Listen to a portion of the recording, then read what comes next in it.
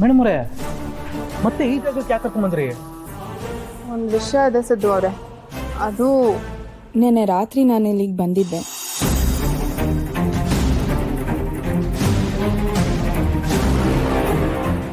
ನೀವು ನಿನ್ನೆ ರಾತ್ರಿ ಒಬ್ಬರೇ ಇಲ್ಲಿಗೆ ಬಂದಿದ್ರಾ? ಯಾಕೆ ಮೇಡಮ್ ಅವರೇ? ಅದು ಇಲ್ಲಿ ಏನಾದರೂ ಕ್ಲೂ ಸಿಗುತ್ತೆ ಅಂತ ನಿಮಗೆ ಹೇಳಿದ್ನಲ್ಲ.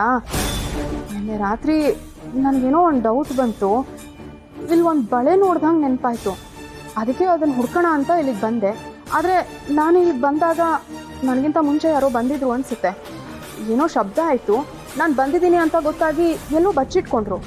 ಯಾರು ಅಂತ ನೋಡಿ ಹೋಗೋ ಅಷ್ಟರಲ್ಲಿ ನನ್ನ ಕಣ್ಣಿಗೆ ಧೂಳಿ ಎರಚಿಬಿಟ್ರು. ಅದನ್ನು ಒರೆಸ್ಕೊಳ್ಳೋ ಅಷ್ಟರಲ್ಲಿ ಇಲ್ಲಿ ಯಾರೂ ಇರಲಿಲ್ಲ. ಅಲ್ಲ ಮೇಡಮ್ ಅವರೇ, ಅಷ್ಟೊತ್ತಲ್ಲಿ ಇಂಥ ಜಾಗಕ್ಕೆ ನೀವೊಬ್ಬರೇ ಯಾಕೆ ಬರಕ್ ಹೋದ್ರಿ? ನನಗೆ ಹೇಳಿದ್ರೆ ನಾನು ನಿಮ್ಮ ಜೊತೆ ಬರ್ತಿರಲ್ವೇ? ಅಲ್ಲ, ಸಾಕ್ಷಿ ಸಿಕ್ಕಾದ್ಮೇಲೆ ನಮಗೆ ಫೋನ್ ಮಾಡೋಣ ಅಂತ ಅಂದ್ಕೊಂಡೆ. ಆದರೆ ಅದನ್ನು ಬೇರೆ ಯಾರು ತೊಗೊಂಡು ಹೊರಟೋದ್ರು. ಇದರಲ್ಲೇ ಗೊತ್ತಾಗುತ್ತಲ್ಲ ಮೇಡಮ್ ಅವರೇ, ಇದರಿಂದ ಕಡೆ ಯಾರೋ ಒಬ್ಬ ಇದ್ದಾನೆ ಅಂತ. ಸಾಕ್ಷಿ ನಮ್ಮ ಕೈ ಸಿಕ್ಕಿದ್ರೆ ಎಲ್ಲಿ ಸಿಕ್ಕಾಕೊಳ್ತೀವೋ ಅಂತ ನಮಗಿಂತ ಮುಂಚೆನೆ ಬಂದು ಅದನ್ನು ತಗೊಂಡೋಗಿದ್ದಾನೆ. ಆ ವ್ಯಕ್ತಿ ಎಲ್ಲಿ ಬಾಯ್ ಬಿಡ್ತಾನೋ ಅಂತ ಅವನ ಚುಚ್ಚಿ ಕೊಲ್ಲೋ ಪ್ರಯತ್ನ ಮಾಡಿದ್ದಾರೆ. ಈಗ ಅವ್ನು ಕೋಮಾದಲ್ಲಿ ಬೇರೆ ಇದ್ದಾನೆ. ಆದರೆ ಆ ಬಳೆನ ತಗೊಂಡೋಗಿದ್ದಾರೆ ಅಂದರೆ ಆ ವ್ಯಕ್ತಿ ಗಂಡಸ ಹಿಂಸ ಅನ್ನೋದು ಗೊತ್ತಾಗ್ತಿಲ್ಲ.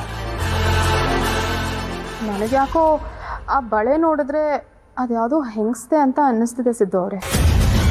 ಅವರು ಇವನಿಗೆ ಸಹಾಯ ಆಗಲಿ ಅಂತ ಕೊಟ್ಟಿರ್ಬೋದು. ಆಮೇಲೆ ಏನೋ ಜಗಳ ಆಗಿ ಅವರೇ ಇವನ್ನ ಸಾಯಿಸೋಕ್ಕೆ ಪ್ರಯತ್ನ ಪಟ್ಟಿರಬಹುದು ಅಂತ ಅನ್ನಿಸ್ತಿದೆ.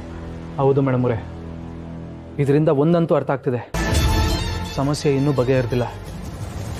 ಇವನ್ಗೆ ಈ ರೀತಿ ಆಗಿದ್ರು ಇವನ್ನ ಬೊಂಬೆ ಥರ ಆಡಿಸ್ದವನು ನಮ್ಮ ಹಿಂದೆನೇ ಇದ್ದಾನೆ.